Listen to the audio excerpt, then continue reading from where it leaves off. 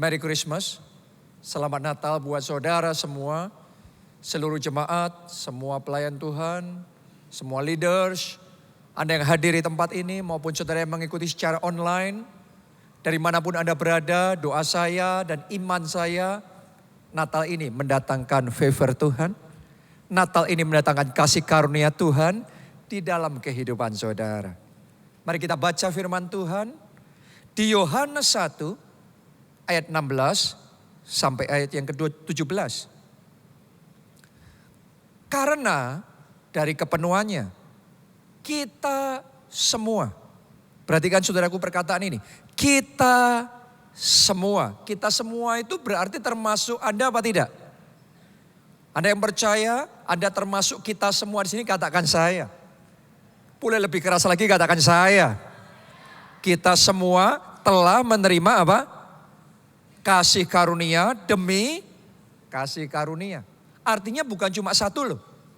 Bukan cuma satu selesai.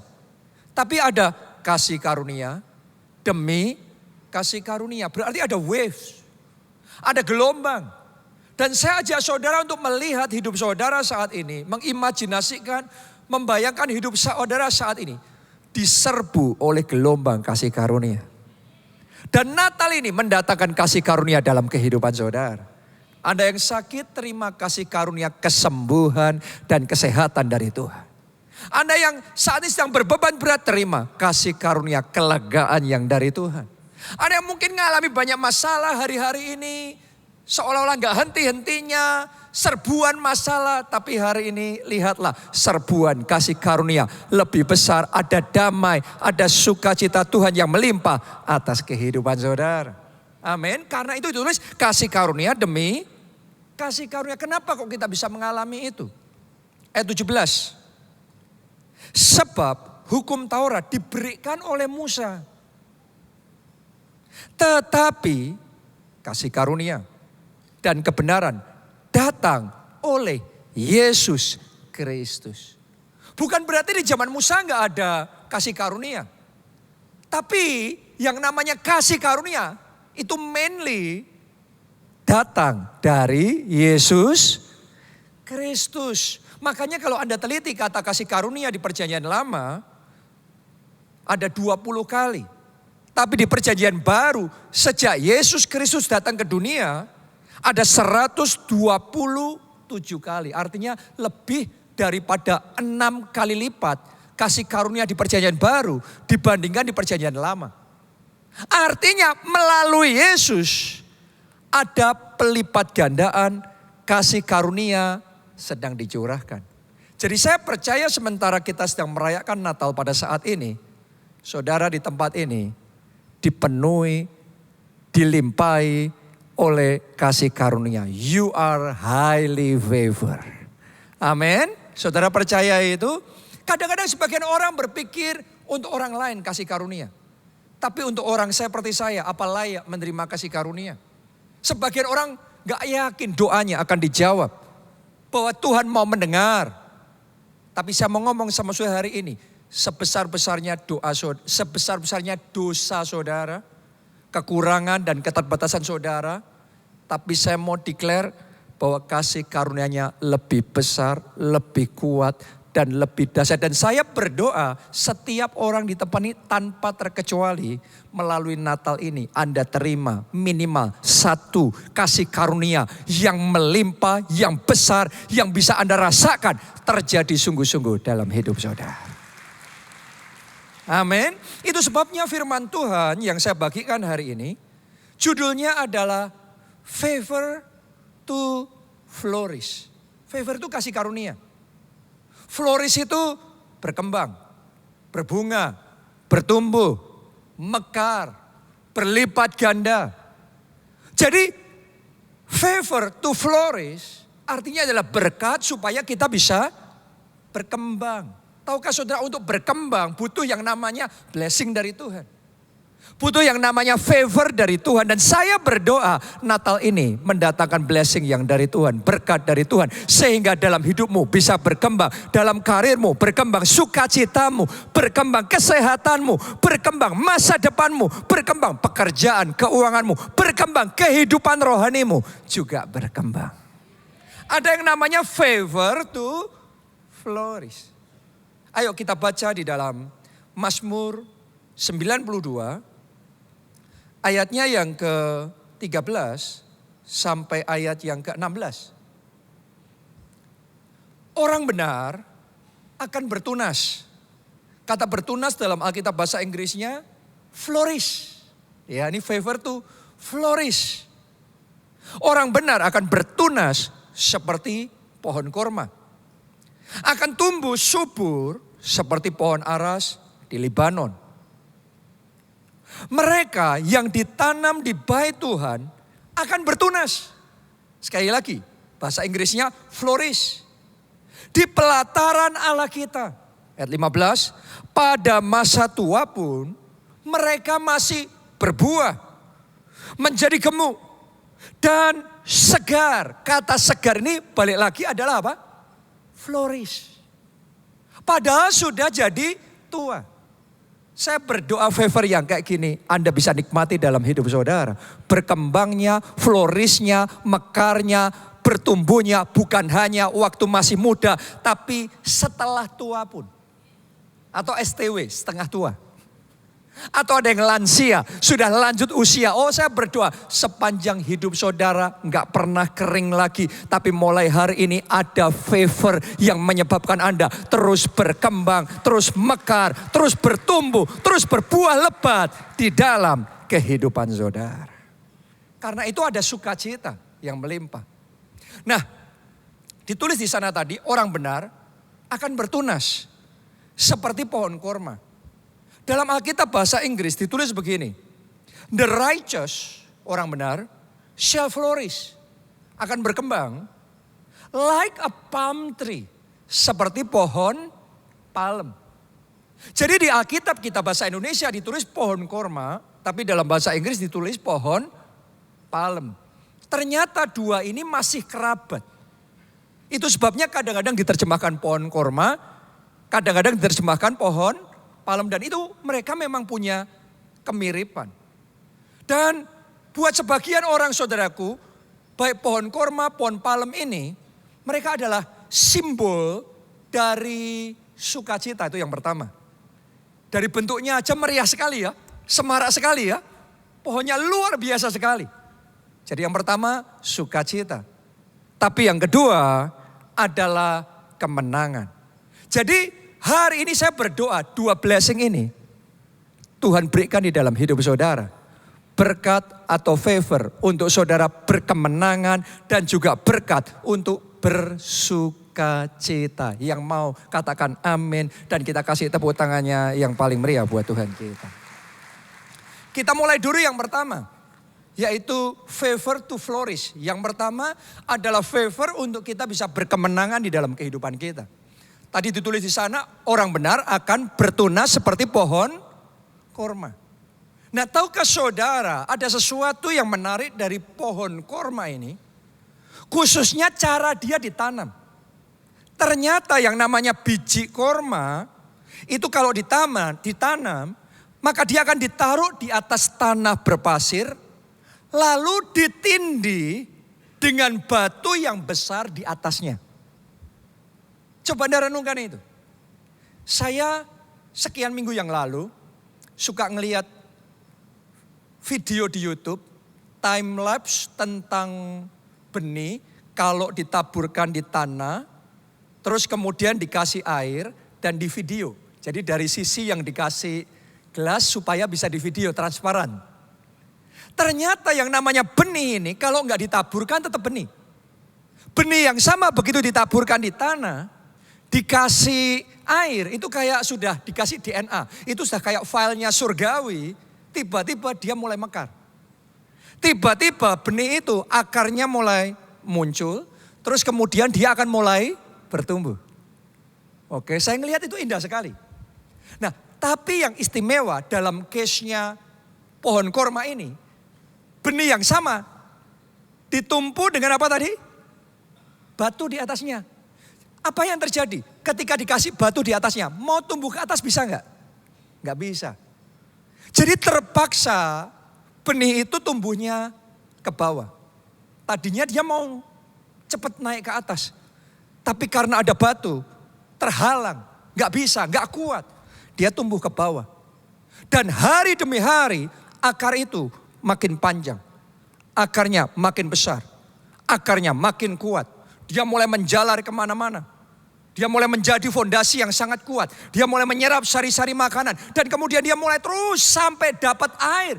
Dan itu cukup untuk menghidupi. Dan dia tambah kuat, dan semakin kuat. Sampai di satu titik kekuatannya cukup. Batu yang tadinya menghalangi dan menindih di atasnya akan ditembusnya. Dan dia akan bisa muncul. Dan dia akan bertunas, bertumbuh seperti pohon korma.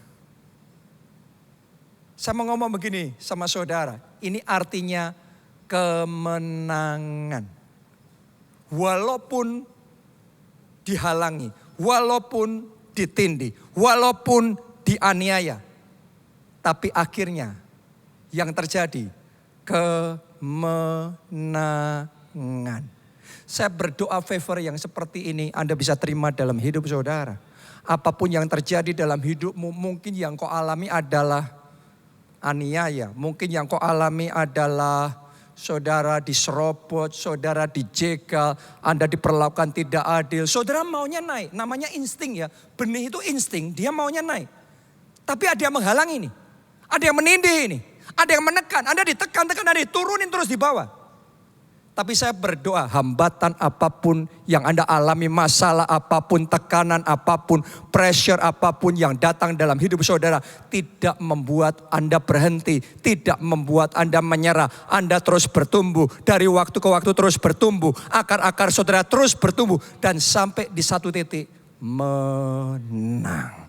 Saya deklarasikan kemenangan terjadi, kemenangan terjadi, kemenangan terjadi di dalam kehidupan saudara. Amin. Kenapa kok harus seperti itu? Sebenarnya simpel, karena pohon korma itu ada di padang gurun. Ada di lingkungan yang ekstrim. Ada di cuaca yang ekstrim. Kadang-kadang anginnya pun juga ekstrim. Kalau akarnya gak cukup kuat, dia cepat-cepat bertumbuh, cepat naik ke atas, tapi ke bawahnya belum kuat. Begitu dihantam sama angin yang ekstrim, dia sudah naik tinggi pun dengan cepat dia roboh. Justru dikasih ditindih, batu awalnya nggak menyenangkan. Ditindih, dihalangi, itu selalu tidak menyenangkan. Ditekan-tekan, itu selalu tidak menyenangkan. Harusnya sudah bisa naik, tapi terus di bawah, itu tidak menyenangkan. Tapi ternyata apa yang awalnya tidak menyenangkan, di kemudian waktu jadi blessing yang luar biasa. Karena sesungguhnya itu momen untuk kita bisa memperpanjang akar kita, memperkuat akar kita. Dan sampai di satu titik naik ke atas. Naiknya dengan kokoh, naiknya dengan kuat. Gak peduli apapun yang terjadi, tapi tetap kokoh dan kuat. Doa saya seperti itulah hidup saudara. Apapun yang terjadi Anda tidak menyerah. Anda terus berdiri dengan kokoh karena ada akar-akar yang kuat yang Anda bangun di saat susah.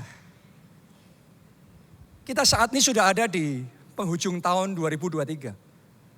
Saya tidak tahu satu demi satu apa yang Anda hadapi sepanjang tahun ini.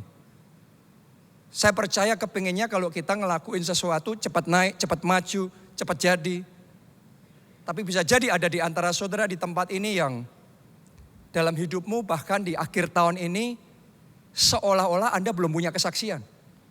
Anda ngelihat yang lainnya bertumbuh, yang lainnya sukses, yang lainnya maju. Tapi kok Anda sendiri yang ketahan, Anda sendiri yang kayaknya jalan di tempat. Anda sendiri bahkan ngalami kemunduran terus di bawah. Benih itu enaknya naik ke atas ngelihat semuanya. Matahari cerah, dunia indah. Tapi ditekan terus di bawah. Berapa banyak orang ngerasain seperti itu? Terus di bawah. Terus gak kelihatan apa-apa. Gak ada hasilnya apa-apa. Tapi saya tantang saudara. Perkuat akar saudara. Oke, justru di dalam kesesakan itu, perpanjang akar doa saudara. Jujur saja saudaraku, mayoritas dari kita, kalau bukan karena kesulitan, doanya pendek. Justru kesulitan yang membuat Anda berakar di dalam doa. Iman saudara menjadi kuat. Anda belajar untuk bergantung sama Tuhan. Anda belajar untuk mengandalkan Tuhan. Anda berakar di dalam iman saudara melalui masalah. Betul apa tidak? Melalui kesulitan. Coba saya ajak saudara merenung. Kalau dalam hidupmu semuanya lancar, serba kelimpahan, semuanya baik, happy-happy semuanya. Saya tanya, doa puasa enggak? Apalagi kita ada di area peak. Surga kuliner. Kalau bisa makan enak, ngapain saya harus doa puasa? Saya mau ngomong sama saudara, akar doa puasa itu bertumbuhnya, bertambahnya justru di dalam kegelapan. Justru di dalam tekanan. Justru di dalam kesusahan. Di situ akar kita mulai bertumbuh tambah kuat, tambah kuat, tambah kuat. Tanpa kesulitan, kalau semuanya serba gampang, serba enak. Seringkali akar kita pendek. Gak bisa mencapai potensial. Makanya kadang di dalam hidup kita, Tuhan izinkan batu nindin kita. Batu menghalangi kita. Semua penghalang itu kita gak suka, gak happy. Tapi apa yang awalnya gak menyenangkan, ternyata menjadi berkat yang besar dalam kehidupan kita. Jadi hari ini jangan iri kalau ngelihat teman, kalau ngelihat orang lain maju lebih cepat. Naik lebih cepat daripada saudara. Karena yang awalnya maju lebih cepat, nanti ke depan bisa roboh loh. Benar apa tidak? Kadang-kadang saya sendiri berusaha mengingatkan diri sendiri dalam mendidik anak. Kita sebagai orang tua, saudara juga ya. Kalau saudara punya anak, kita pasti kepinginnya memberikan yang terbaik buat anak-anak kita. Tapi rasanya Tuhan ingatkan di hati saya. Kalau enggak hati-hati, semuanya serba kita mudahkan, enakkan, nyamankan, gampangkan. Akhirnya akar mereka enggak cukup kuat. Mereka belum lapar pun sudah disediain hidangan di depannya.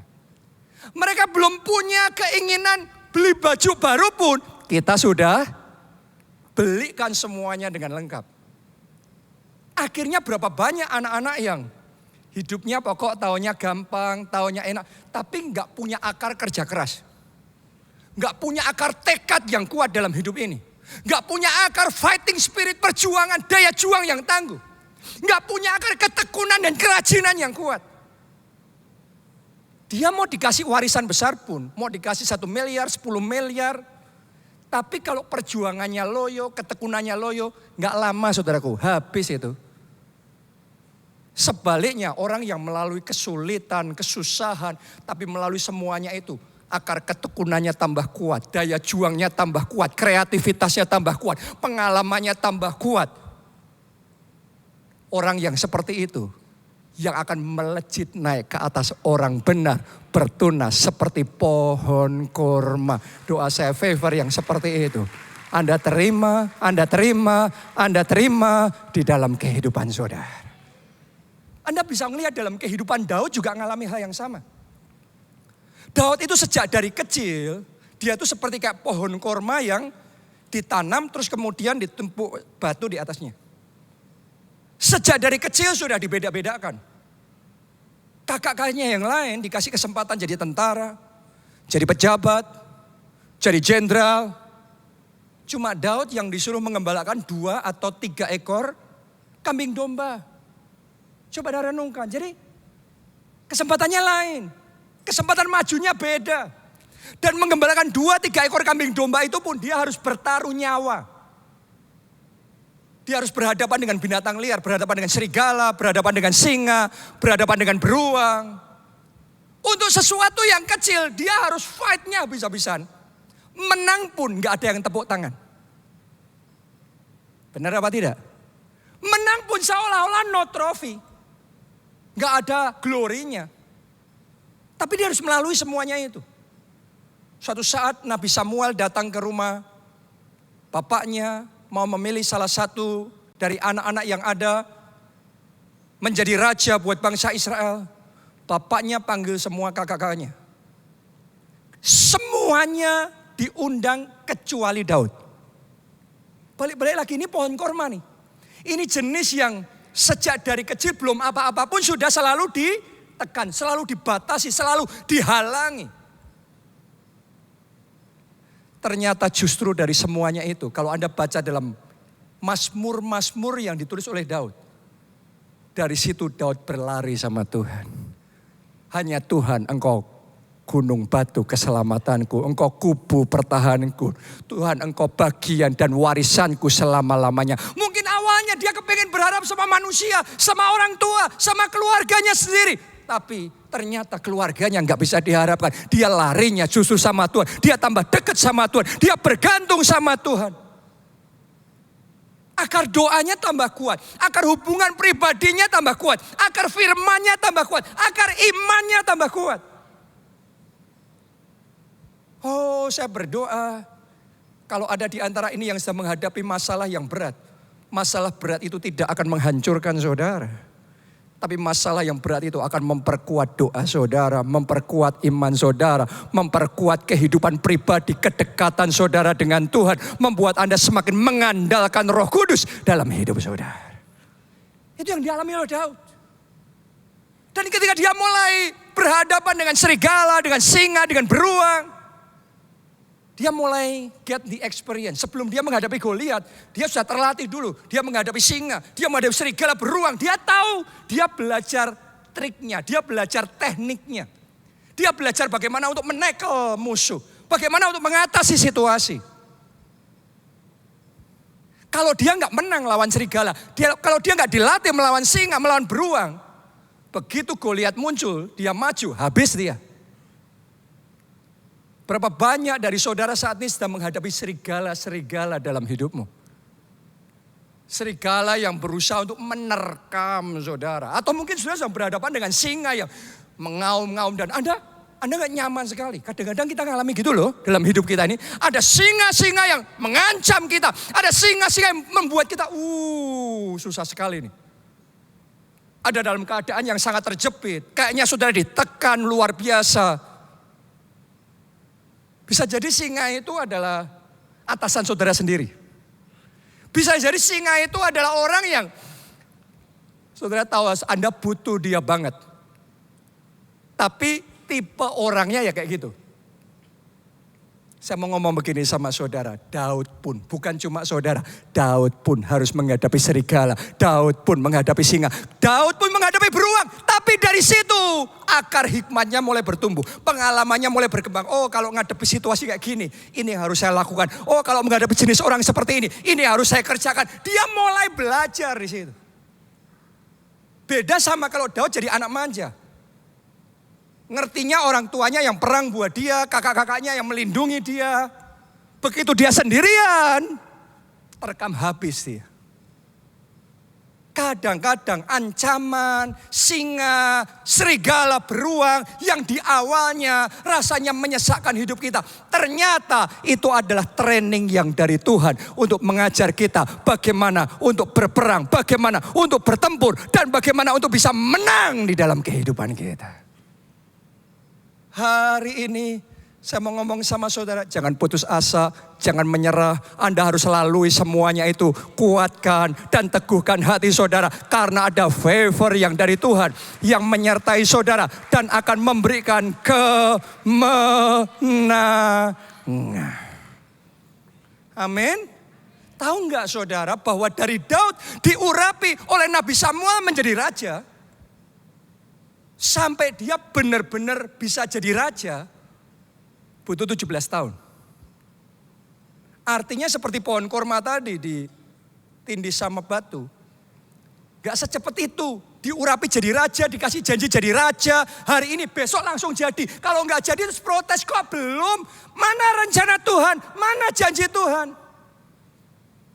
Ada prosesnya ternyata. Daud pun orang yang dikenan oleh Allah. A man after God's own heart pun melalui proses itu.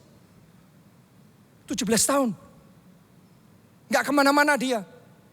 Dikejar-kejar Saul ya. terlunta-lunta di gua Adulam ya. Nubuatnya, janji Tuhannya, raja, realitanya gua Adulam. Pelarian. Nobody.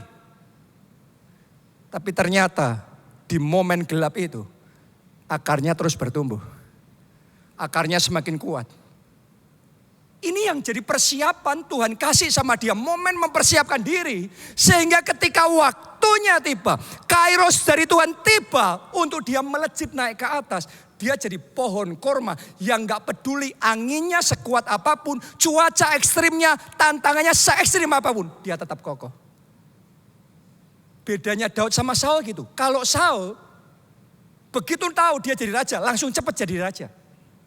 Tanpa proses. Cepat naik, tapi setelah itu cepat sekali kehilangan perkenanan Tuhan. Karena hatinya belum ditempa. Orang kalau hatinya belum ditempa hari ini ngomong cinta Tuhan, besok ninggalin Tuhan. Orang kalau imannya belum ditempa hari ini ngomong amin, percaya. Besok meragukan mana katanya doa orang benar. Bila dengan yakin didoakan sangat besar. Kuasa belum ketempa, itu Saul. Gampang berubah.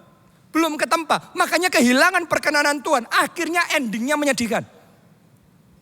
Banyak orang dalam hidupnya cepat naiknya. Tapi lebih cepat turunnya. Karena apa? Akarnya belum ready, belum kuat, belum siap. Justru dia naik ke atas, bahaya. Karena akan ada tantangan yang lebih kencang. Yang hebat Daud, setelah akarnya kuat, baru dia naik jadi raja. Raja Yehuda. Terus raja atas seluruh bangsa Israel. Dan kerajaannya kokoh selamanya. Sampai Alkitab mencatat Daud menutup matanya, matinya saudaraku. Dalam keadaan penuh kekayaan dan kemuliaan. Jadi ada momen dalam hidup Daud tuh gini. Di awal hidupnya seperti pohon korma tadi di bawah terus. Isinya kesukaran, kesempitan. Isinya kayak gitu terus. Besoknya lagi kesulitan lagi, kesempitan lagi, kesulitan, kesempitan. Karena baru mengembangkan akar. Untuk mengembangkan akar memang butuh batu yang menimpa dia itu. Tapi ketika momennya tiba-tiba kayak chapternya berubah. Oke, babnya berubah. Tiba-tiba tema hidupnya diganti oleh Tuhan. Jadi kemenangan, kemuliaan, kejayaan. Doa saya yang seperti itu juga Anda alami dalam kehidupan saudara. Anda yang saat ini mengalami kesukaran, kesempitan, kesesakan. Saya berdoa Tuhan gantikan dengan kemenangan. Tuhan gantikan dengan kemuliaan, kesaksian. Anda alami di dalam kehidupan saudara. Ini favor to flourish. Saya bersyukur dalam kehidupan saya ketika pertama kali saya diutus untuk belajar merintis gereja. Tadinya saya gak ngerti loh saudaraku. Tapi sekarang saya ngerti dan saya bisa mensyukuri. Kenapa kok di tahun-tahun awal saya merintis gereja padahal saya sudah melakukan semua yang harusnya dilakukan. Tapi gak ada terobosan, gak ada pertumbuhan, gak ada kemajuan. Isinya disalah mengerti, difitnah, isinya pertengkaran, isinya masalah. Tapi itu saya gak suka, tapi itu yang saya butuhkan. Dulu saya gak ngerti saya butuh itu. Sekarang saya paham saya ngerti saya butuh itu. Karena itu ada momen-momen saya benar-benar belajar tahu bagaimana harusnya berdoa. Dulu cuma ngerti berdoa, tapi sekarang benar-benar berdoa. Saudara dengar khotbah seperti ini, oh ya saya harus berdoa, itu baru ngerti. Tapi benar-benar berdoa, itu next step. Itu butuh sebagian orang, kakinya harus ditekuk dulu, tidak berdaya dulu, baru berdoa. Tanpa kesulitan, kadang-kadang kita tidak mampu berdoa. Benar? Saya ngalami seperti itu. Tapi dari saya berdoa. Di momen itu saya berhadapan dengan serigala, saya berhadapan dengan singa, saya berhadapan dengan beruang. Saya ngalami banyak hal yang sangat tidak menyenangkan. Tapi saya mau saksikan sama saudara hari ini, semua yang saya alami itu ternyata gini, Allah turut bekerja dalam segala perkara untuk mendatangkan kebaikan. Apa yang Anda alami saat ini akan mendatangkan kebaikan, akan mendatangkan kemenangan, akan mendatangkan favor Tuhan di dalam hidup saudara. Favor to flourish yang pertama, yaitu favor untuk menang. Walaupun menghadapi masalah, tetap mekar. Mungkin gak langsung naik ke atas, tapi akarnya tambah panjang, akarnya tambah kokoh, akarnya tambah kuat. Mekar sekalipun melalui masalah. Tambah satu lagi saudaraku. Favor to flourish yang kedua adalah favor untuk tetap bisa bersuka cita melalui semua yang Anda alami saat ini dalam hidup saudara. Memang nanti akan tiba waktunya kemenangan itu terjadi. Tapi dalam prosesnya saya berdoa gak nunggu menang baru happy. Tapi sejak dari hari ini, apapun masih terjadi dalam hidup saudara, Anda tetap bisa bersuka cita karena Tuhan, bergembira karena Tuhan. Bukan karena masalah, bukan karena persoalan, tapi bergembiranya karena Tuhan. Karena sekalipun melalui masalah, ada Tuhan yang menyertai kita. Sekalipun melalui sesuatu yang berat, ada Tuhan yang memberi kekuatan kepada kita. Sekalipun menghadapi kesulitan, ada Tuhan yang mengajar kita bagaimana mengatasi setiap kesulitan yang kita hadapi dalam hidup kita. Karena itu kita bergembira. Ini yang dilakukan oleh Maria. Hari ini kita merayakan Natal. Saya ingin ajak saudara untuk baca Lukas 1 ayat yang ke-46 sampai ayat yang ke-50. Ditulis begini. Lalu kata Maria, jiwaku memuliakan Tuhan. Dan hatiku bergembira karena Allah. Maria ngomongnya hatiku bergembira karena Allah. Juru selamatku sebab ia telah memperhatikan kerendahan hambanya. Sesungguhnya mulai dari sekarang segala keturunan akan menyebut aku apa? Bergembira. Boleh lihat ke depan sini? Menurut saudara harusnya Maria waktu itu gembira atau sedih? Dia dapat pesan dari malaikat Gabriel, engkau highly favor. Engkau yang dikaruniai, Tuhan menyertai. Engkau akan melahirkan Mesias sang juru selamat dunia. Harusnya happy atau sedih? Sesuatu yang sama itu tergantung saudaraku. Kalau kita ngelihatnya setelah semuanya selesai, happy ending. Harusnya happy. Tapi Anda harus ngerti, kalau saudara jadi Maria waktu itu belum tentu happy. Kenapa? Karena sekarang dia harus mengandung Sang Mesias juru selamat dunia, padahal dia belum bersuami. Apa kata tunangannya? Alkitab mencatat bahwa Yusuf diam-diam berniat menceraikan dia. Berarti resikonya disalah mengerti. Betul apa tidak?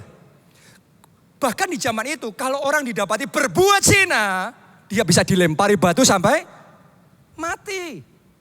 Taruhannya nyawanya sendiri. Nyawanya itu jadi resikonya. Belum tentu dia happy. Artinya dia ngomong ini dengan iman. Aku bergembira karena Allah. Aku bersuka cita karena Allah. Saya mau ngomong sama saudara. Anda belum tahu endingnya kayak gimana. Mungkin Anda hari ini baru menerima deklarasi. Salam hai engkau yang dikaruniai. You are highly favored. Ada kasih karunia Tuhan yang besar dalam hidup saudara. Tapi kenyataannya mungkin yang Anda alami lagi kesusahan. Lagi berat, lagi sulit semuanya dalam hidupmu. Sulit secara keuangan, bisnis lagi susah, pekerjaan lagi berat. Saya berdoa Anda seperti Maria ambil keputusan bergembira karena Tuhan. Memang gak gampang. Tapi ini sebuah decision. Dan ada favor Tuhan yang memampukan kita. Makanya Alkitab mencatat tentang damai sejahtera Allah yang melampaui segala akal. Melampaui akal tuh gak masuk akal. Harusnya ngalami seperti yang Anda alami. Stres. Sedih. Frustrasi. Tapi kok bisa tetap damai ya kamu ya? Kok bisa tenang-tenang saja ya? Bukannya kita gak ngerti resiko. Tapi kita bergembira karena Tuhan. Tuhan sumber sukacita kita. Tuhan pengharapan kita. Tuhan perlindungan dalam kehidupan kita. Saya ajak saudara bergembira karena Tuhan. Maria pun yang highly favor pun ngalami hal-hal yang gak enak loh. Malaikat Gabriel ngomong, you are highly favor. Kasih karunia Tuhan tebal dalam hidupmu. Tapi ingat gak saudaraku, ketika Maria mau melahirkan Sang Mesias, Juru Selamat dunia, cari tempat yang layak untuk melahirkan saja gak dapat. Terpaksa melahirkan di mana? Kandang yang hina. Ditaruh di pasungan. Coba saudara renungkan itu. Mungkin kita kalau jadi Maria, kita akan protes sama surga. Tuhan katanya I am highly favored. Katanya aku dikasih, dikaruniai, sangat dikaruniai, highly favored. Tapi hanya untuk melahirkan aja ngenes sekali, nggak dapat tempat. Mungkin itu juga yang Anda alami. Saudara percaya, you are blessed, Anda diberkati di dalam Yesus, Anda diberkati, ada anugerah Tuhan yang melimpah dalam hidup saudara. Tapi kenyataannya kenapa keuangan saya ngenes sekali, kenapa karir saya ngenes sekali, kenapa pekerjaan, keluarga saya ngenes sekali. Hebatnya, sekalipun harus mengalami yang kayak gitu, sekalipun dikejar-kejar oleh Raja Herodes karena anaknya mau dibunuh. Perkataan Maria nggak ikut ngenes.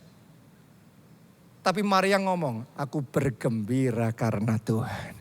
Aku bersuka cita karena Tuhan. Dia nggak kecewa sama Tuhan. Dia nggak ngomel sama Tuhan. Dia nggak bersungut-sungut sama Tuhan. Tetapi dia bergembira karena Tuhan. Saya berdoa, favor yang sama ini Anda bisa terima dalam hidup saudara. Melalui kesusahan itu, melalui semua keadaan yang menyesakan itu, Anda tetap bisa bergembira karena Tuhan. Anda terus bersuka cita karena Tuhan. Anda bisa naikkan ucapan syukur dan puji-pujian. Dan itu yang saat ini sedang kita lakukan. Walaupun kita menghadapi masalah, tapi kita tetap merayakan Natal. Kita tetap memuji, kita tetap menyembah, kita tetap memberikan yang terbaik buat Tuhan kita. Itu favor. Dan itu yang Maria lakukan. Melalui semua kesulitannya, dia bergembira karena Tuhan. Dia nggak jadi kecewa. Justru karena itu, dia bisa mengalami janji Tuhan sungguh-sungguh tergenapi di dalam kehidupannya. Orang benar akan bertunas seperti pohon korma. Sukacitanya semarak sekali. Sukacitanya melimpah-limpah. Nggak hanya sukacitanya nanti waktu menang. Tapi dalam proses menuju kemenangan, saat masih pergumulan, saat harus masih mengembangkan akar-akarnya di bawah, sukacitanya meluap-luap. Itu yang membawa dia menikmati blessing yang lebih dan lebih lagi dari Tuhan. Saya mau ngomong begini sama saudara, dalam hidup kita akan diperhadapkan pada momen-momen ujian iman. Dan di momen itu pertanyaannya, apakah engkau akan menjadi kecewa sama Tuhan? Atau engkau tetap percaya janji Tuhan? Apakah engkau akan menjadi bersungut-sungut dan kemudian meninggalkan Tuhan? Atau Anda tetap bisa bersuka cita dan bergirang di dalam Tuhan yang menyelamatkan saudara? Tahu enggak saudara, dalam perjalanan bangsa Israel dari Mesir, dibawa Tuhan keluar menuju tanah perjanjian, mereka itu sempat melalui satu daerah namanya Mara. Dan awalnya mereka excited sekali karena ada mata air di situ, mereka bisa minum. Bayangin ada padang gurun, sekarang ada mata air, bisa minum. That is miracle. Masalahnya ketika mereka minum air itu, apa rasanya? Pahit sekali, nggak bisa diminum air itu. Ini tes buat mereka.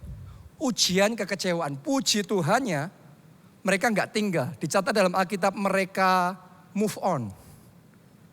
Mereka lanjut. Dengarkan baik-baik saudaraku, yang namanya marah, yang namanya ujian kekecewaan, harus dilewati semua orang. Tapi jangan ditinggali di situ. Semua orang akan mengalami situasi yang mengecewakan, situasi yang menyedihkan, situasi yang break our heart. Tapi jangan tenggelam dalam kesedihan, jangan terus tenggelam dalam duka cita. Dengan semua kehilangan yang Anda alami, jangan menjadi pahit hati saudara. Mara jangan ditinggali, Mara mesti dilewati. Hanya ketika bangsa Israel lewat Mara, Tuhan tuntun mereka sampai ke Elim. Nah ini penting nih, dari Mara ke Elim. Apanya yang spesial dari Elim? Kita baca ayat yang terakhir. Ada di Keluaran 15 ayatnya yang ke-27. Tim musik bisa maju ke depan ya. Saya bacakan buat saudara. Sesudah itu sampailah mereka di Elim. Di sana ada berapa banyak? 12 mata air. Tadinya di Mara satu aja mereka happy sekali dan itu kecewa. Ternyata kalau lulus dari kekecewaan, digantinya 12 mata air. 12 kali ganda. Oh, saya berdoa, Anda yang tidak mau tinggal dalam kekecewaan, walaupun apapun terjadi dalam hidup saudara, engkau tetap bersyukur, engkau tetap memuji, engkau tetap bergirang karena Tuhan, engkau tetap beria-ria di dalam Tuhan. Saya mau deklarasikan favor ini, favor yang seperti Elim ini, Anda alami dalam hidup saudara 12 kali ganda Tuhan kerjakan dalam hidup saudara. Bukan cuma 12 itu saja. Lihat, di situ ada lagi. Dan 70 pohon korma. Lalu berkemahlah mereka di sana di tepi air itu. Oke, waktu saya renungkan ini. Ada 12, ada 70. Apa ya meaningnya? Saya jadi teringat sama Tuhan Yesus. Tuhan Yesus punya berapa murid? 12 murid. Terus ada murid yang lain lagi jumlahnya 70. Itu Tuhan Yesus punya. Melalui murid-muridnya inilah Injil diberitakan dari Yerusalem, Yudea, Samaria sampai ujung bumi. Pelayanan Yesus mekar. Ini favor to flourish. Elim itulah favor to flourish. Anda mau ngalami favor to flourish, jangan tinggal di Mara. Anda harus lewat Mara. Tuhan akan bawa saudara sampai ke Elim. Jangan mau tinggal dalam kesedihan. Jangan mau tinggal dalam duka cita. Jangan mau tinggal mengasihani diri sendiri. Ayo hari ini bangkit, bergembira karena Tuhan. Bersuka cita karena Tuhan. Favor Tuhan yang melimpah tersedia di dalam kehidupan saudara. Dalam hidup saya ini saya boleh ngomong begini sama saudara. I am highly favored. I am loaded with favor. Saya bisa ngomong gini sama saudara. Saya bisa khotbah di sini sampai jam 12 malam. Cuma cerita tentang favornya Tuhan. Dan gak selesai-selesai. Karena I experience it day by day. Ada beberapa yang saya sudah ceritakan, tapi masih banyak yang saya belum ceritakan. Dan itu selalu new lagi, baru lagi. Favor selalu baru lagi. Itu tadi wave, gelombang kasih karunia demi kasih karunia. Dan saya mau berdoa, sementara kita merayakan Natal hari ini. Gelombang kasih karunia itu Anda juga alami dalam hidup saudara. Gak seorang pun yang dilewatkan. Kita semua menerima kasih karunia. Inilah saatnya perkenananmu. Semuanya bangkit berdiri. Mari bangkit berdiri.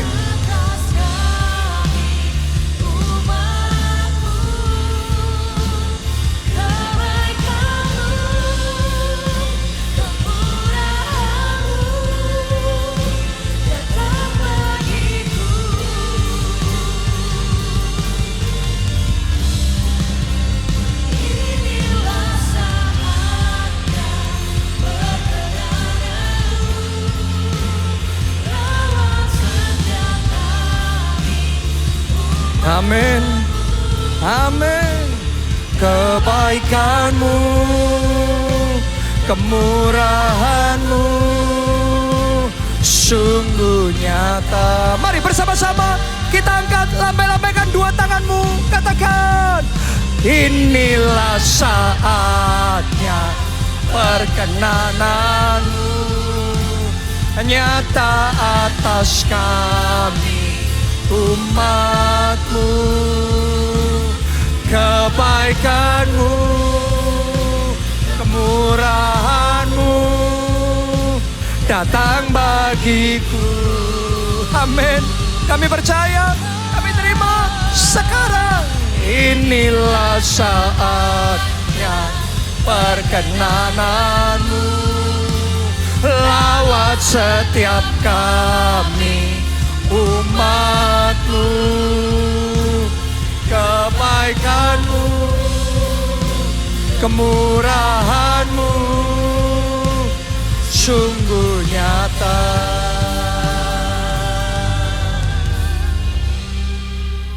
Melimpah bagiku.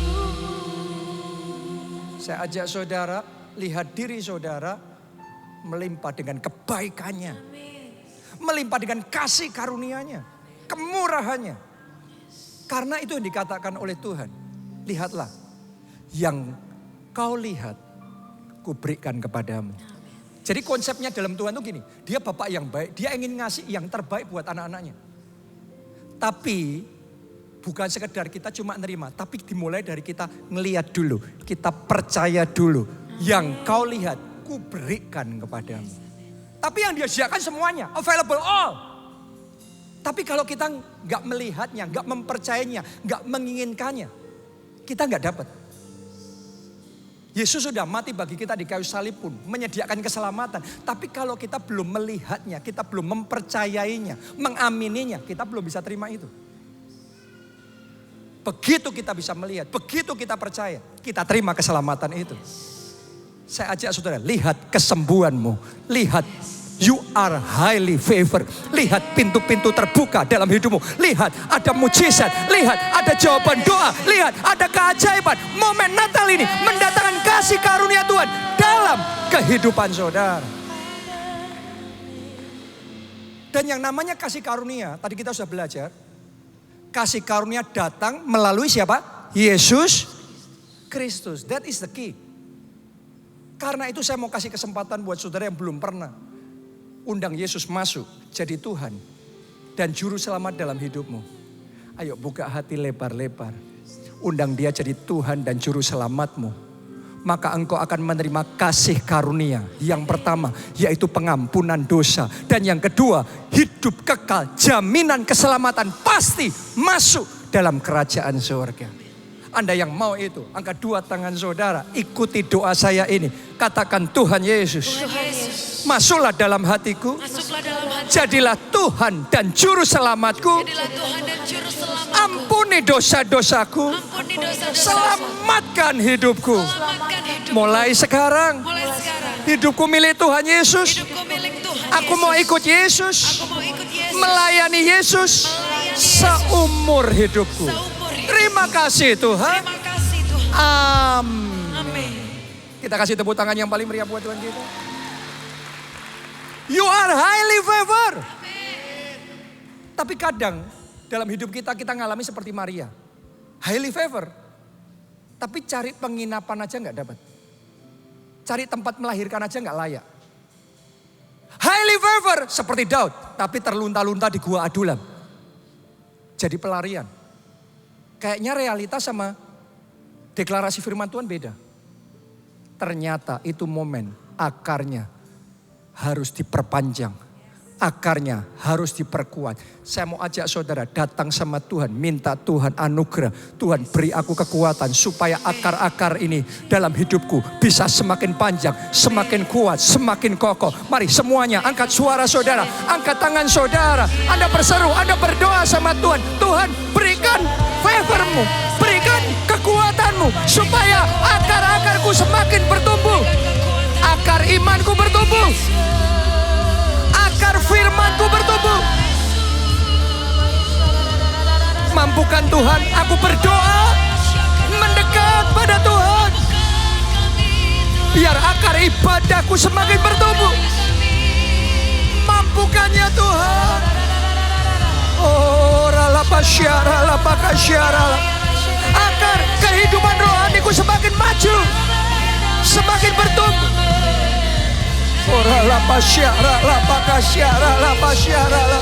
Mampukan Tuhan akar ketekunan, akar kerajinan, akar kesabaran, akar hikmat. Biarlah semakin berkembang, semakin panjang, semakin kuat. Akar kematangan, akar tahan uji, daya juang,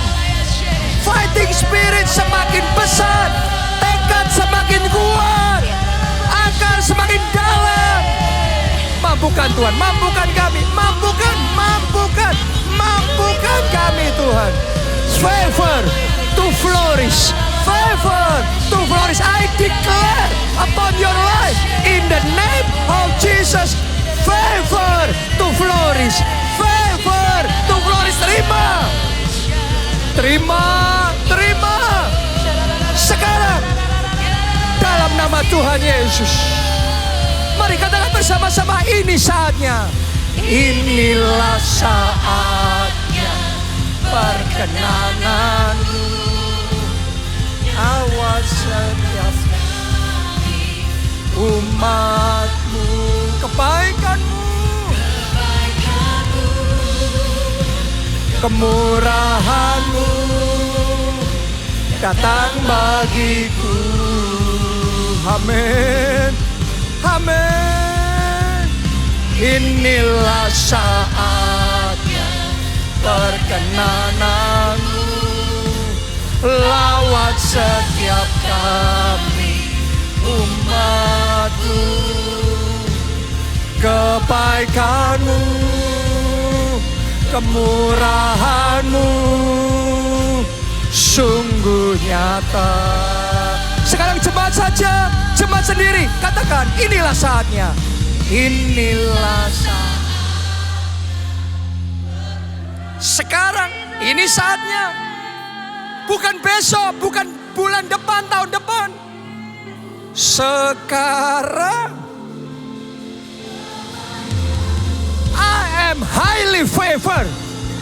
Sangat dikaruniai. Mari semuanya, lambaikan tanganmu, katakan. Inilah saatnya perkenananmu. Lawat setiap kami umatmu. Kebaikanmu, kemurahanmu sungguh nyata. Kebaikanmu,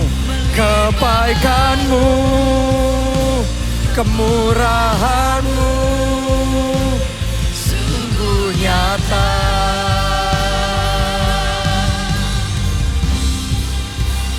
Melimpah bagiku. Haleluya. Thank you Jesus. Mari semuanya katakan bersama-sama. Amin. Anda diberkati hari ini, kita kasih tepuk tangan yang paling meriah buat Tuhan kita. Ada beberapa pengumuman. Yang pertama, besok kita akan merayakan gongnya Natal 25 Desember. Dan di PIK Haleluya Center ini hanya satu kali ibadah Anda akan dilayani oleh Pastor Nita Setiawan. Ya, jadi saya percaya Anda akan sangat diberkati. Oke, sementara di Soho Capital akan ada 3 kali ibadah, jam 9, jam 12, dan jam 3 sore. Besok saya melayani ganti di Soho. Ya di sini, Pastor Nita, jam berapa ibadahnya? Jam 10. Jangan lupa, dan mari kita rayakan favor Tuhan yang nyata dan melimpah atas kita. Pengumuman yang kedua adalah di momen Natal sampai dengan akhir tahun, ada promo UC khusus. Ya, UC Unlimited Conference 2024 pendaftaran ada diskon 10%. Jangan sia-siakan kesempatan ini. Cepat daftarkan diri saudara karena ini sangat powerful dan luar biasa sekali. Ya, pastikan Anda bisa ikut. Dan yang terakhir, saya ajak seluruh jemaat, ayo kita jaga rumah Tuhan bersama-sama, rumah kita juga bersama-sama, menjaga kebersihan juga, baik Anda di ruang ibadah ini atau saudara di toilet. Kalau saudara membuang sampah, saudara boleh buang di tong sampah yang disediakan. Ya, karena selalu akan ada tong sampah, di toilet pun juga ada tong sampah. Saudara bisa, mari kita jaga kenyamanan bersama kita dalam beribadah. Amin. Kita angkat 2 tangan kita dan terima berkat Natal ini. Diberkati saudara oleh Tuhan. Amin. Diberkati keluarga saudara oleh Tuhan. Amin. Diberkati studi dan pekerjaan saudara oleh Tuhan. Amin. Diberkati kesehatan dan masa depan saudara oleh Tuhan. Amin. Dan diberkati pertumbuhan rohani serta pelayanan saudara oleh Tuhan. Amin. dalam anugerah Allah Bapa, cinta kasih Yesus Kristus, dan persekutuan dengan Roh Kudus sekarang sampai selama-lamanya. Mari bersama-sama katakan, amin.